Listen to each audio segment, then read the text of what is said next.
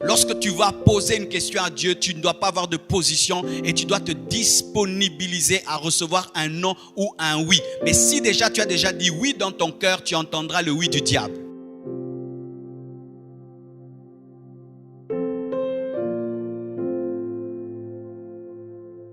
La prière. On ne se marie pas sans avoir prié suffisamment. J'ai lu le livre d'un homme qui s'appelle Zacharias Tanefamoun. Il avait une église, il est mort.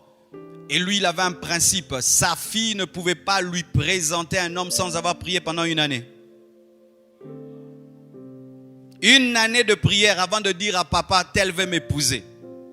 Vous voyez le sérieux. Mais toi, tu as prié combien de temps pour dire oui?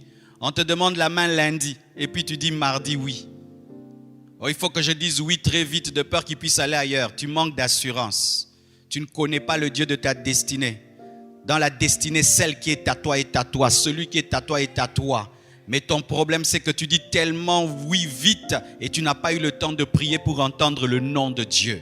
Et lorsqu'on prie, on prie de manière neutre. Tu ne dois pas être subjectif et tu ne dois pas avoir une position où tu as déjà dit oui dans ton cœur et tu vas vers Dieu pour qu'il te dise s'il a dit oui ou non. Non. Lorsque tu vas poser une question à Dieu, tu ne dois pas avoir de position et tu dois te disponibiliser à recevoir un non ou un oui. Mais si déjà tu as déjà dit oui dans ton cœur, tu entendras le oui du diable.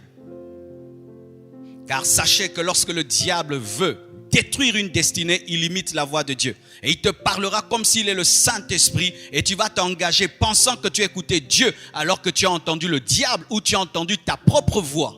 Faites très attention. Dans le monde des esprits, il y a des esprits qu'on appelle les esprits religieux. Ce sont des esprits qui prophétisent. Ce sont des esprits qui donnent des oracles. Ce sont des esprits qui donnent des visions. Et ils donnent aussi des visions de mariage. Ils donnent aussi des prophéties de mariage. Ils donnent aussi des oracles de mariage. C'est quand tu épouses une personne par prophétie, mais ta vie est détruite après. Tu épouses quelqu'un par une vision, mais ta vie est détruite. Cette vision n'était pas venue de Dieu.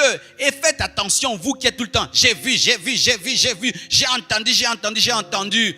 Après tout ça, après avoir vu, entendu, tu dois être capable d'observer la personne parce que Dieu ne peut pas te donner une pierre lorsque tu demandes du pain. Alléluia.